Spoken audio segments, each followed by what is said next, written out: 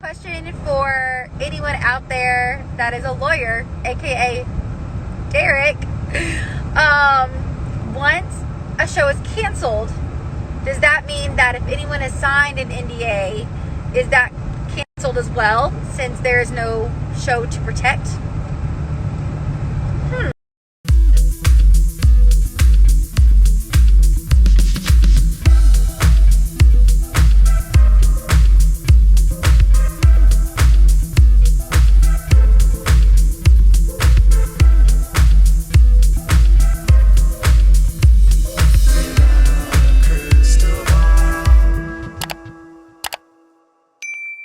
Hey guys, it's Katie from Without a Crystal Ball. Welcome back to my channel. It is Wednesday, June 30th. I hope you're having a wonderful day. It has been a fantastic few days, hasn't it? There's been so much going on. It is summer. I love the summer, by the way. I'm having a lot of fun this summer, and can you believe it's going to be the 4th of July soon? I mean, literally like in 4 days, I think, right? It's June 30th, meaning tomorrow, Thursday, is June 1st. 2nd, 3rd, and 4th. Oh my gosh, the 4th of July is on Sunday. So if any of you guys have plans this long weekend, I hope you get out, get on the boat, get into the lake, go to the ocean, get in a pool, have some fun, and celebrate. It is time to talk about some developments going on with the Duggars. Yesterday, I did a very long live stream, about an hour long, where we talked about a lot of different topics, and we were discussing Josh Duggar's extension, and we also talked about how Counting On had been canceled. TLC made the decision to cancel Counting On, which I don't think anyone should really be surprised with, right? This has been a family that has had a lot of problems. In my opinion, the show should have been canceled back in 2015 and not reformatted. And I think the mistake was that they reformatted and then brought back Jim, Bob, and Michelle. And at this point, how do you bring back Jim, Bob, and Michelle and Anna and then leaving out the stuff about Josh? You can't. So they would have to address it, and then that means you would have to deal with it, and the gravity of Josh's charges, it's just really all too much. So what have the reactions been from the family? Nothing, literally, not even lying. The only people that have said a word are Ginger and Jeremy, who are supportive of this decision and so that they are looking forward to their creative adventures in Los Angeles. A lot of people were suggesting that maybe there could be a spin-off coming soon. Now, something that I've been thinking about, and a lot of us have been thinking about, is what does this mean for Amy Duggar? We know and love Amy Duggar King on this platform. We are friends with her, and so obviously we were thinking, what does this actually mean for her NDA? It looks like she's been having something to say on her Twitter. She said shortly after the announcement of the cancellation, "It's all lies, darling." And then another one she said is, "It's TikTok time." She also did on her TikTok, she shared a photo collage of her with her cousins and talking about how she started her journey on Counting On. And then on Instagram, she had a little bit more to say and had some questions. Specifically, she had asked Derek Dillard what it would look like for her to be able to get out of her NDA. So in a story on her Instagram, this is what she had to say. Question for anyone out there that is a lawyer, aka Derek. Once a show is canceled, does that mean that if anyone has signed an NDA, is that canceled as well, since there is no show to protect? Just a question. A feeling that things are going to get very interesting.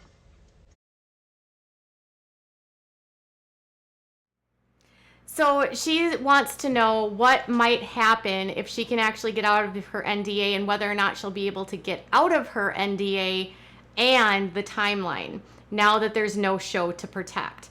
So there had been a lot of questions about how long her NDA was with TLC for and what it entailed. Well, according to what I understand, she was not able to speak about anything related to the Duggars, good or bad, because they needed to protect the show.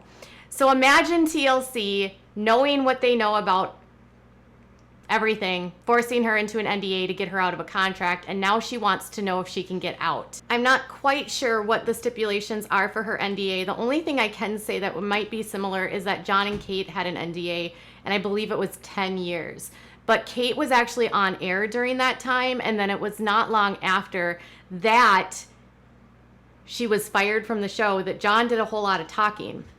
So if the show's not going to go on and they have no plans to move forward with any future seasons, and they really have zero interest in, like, if they're fully terminating the Duggars and they're done, I can't see how they could bind her to an NDA, because honestly, unless there's something written in the NDA that says 2 years after the end of the show or 5 years after the end of the show, but legally, I can't imagine they can, network can't force her to not talk now that they don't have a show that is on air, right?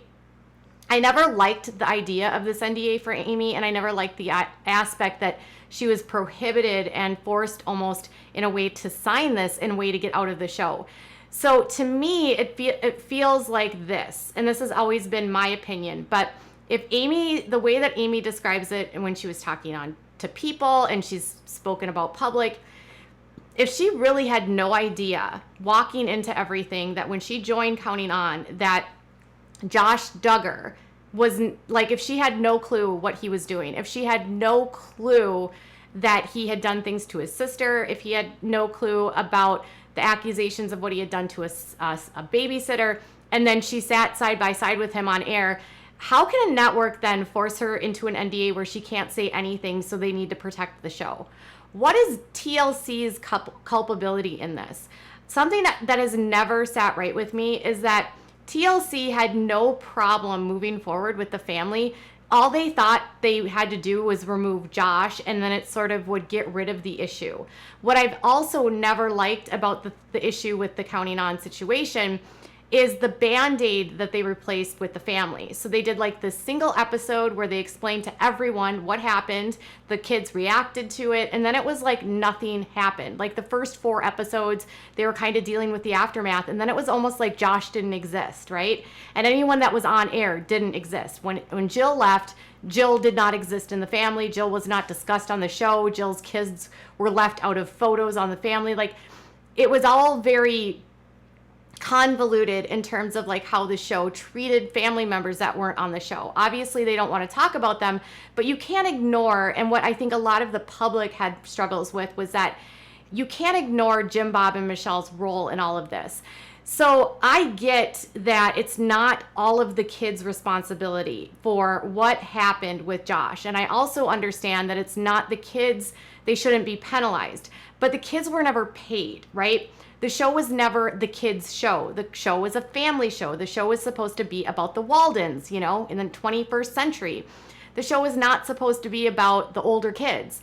And suddenly, over time, it morphed from the older kids to bringing more Jim Bob and Michelle on. In this last season, Jim Bob and Michelle were on the series so much that you just start to wonder, like, why did the network think it was okay to bring back Michelle and Jim after everything that they had done, after the lies, in my opinion, that they said on, you know, Fox News about how it wasn't that big of a deal, and they were always so careful to like leave out the details about their lives that they didn't want people to know about, covering up aspects of the cult that they didn't want people to know about, the corporal punishment, the blanket training, the aspects of how women and children are treated in this group, and really like skating over the very problematic aspects of this belief system, and instead just wanting to be like, well, we've got this big family and they're so amazing.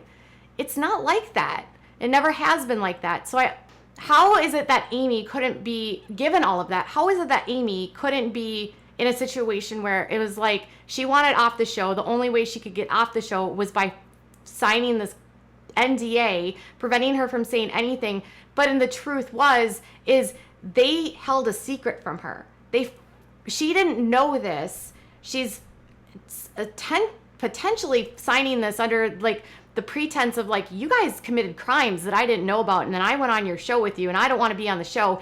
And the network, instead of like wanting to protect Amy, they want to protect the Duggars. Where is the actual interest here? Was the interest in Jim Bob and Michelle and them and the image, or was it actually in protecting the girls and protecting the people that were affected by Josh? Because it never seemed like TLC gave two rats patooties about the kids or the girls or how this looked optically to the public when you're forcing them to go on air and talk about secrets that were revealed because their parents put them on TV and they didn't want to talk about it.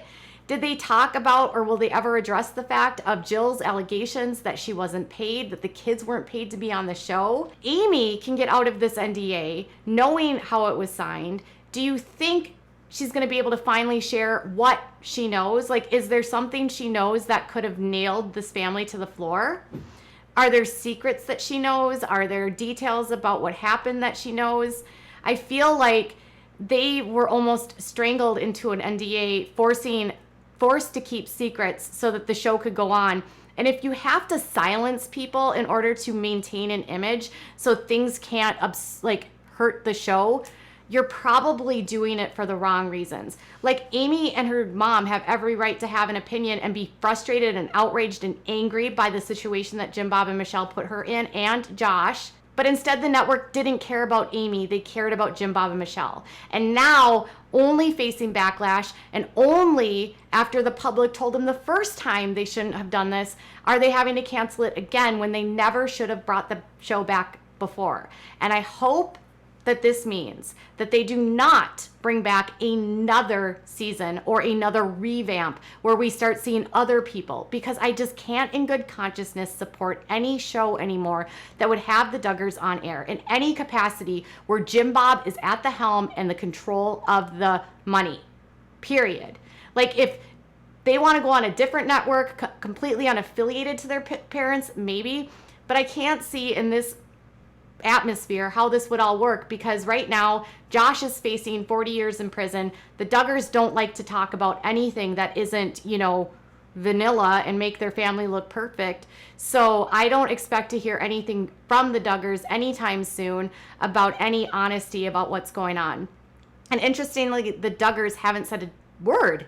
I thought that they would at least have made a statement on their website. Nothing. They made a statement when Josh was arrested. They made a statement the last time when the show was canceled by TLC. Nothing. They have not said one word publicly. Their last public blog post on their website is from April 30th, and it's about Josh. It kind of shows you where their priorities are right now. And what does this mean long term for the kids and their finances?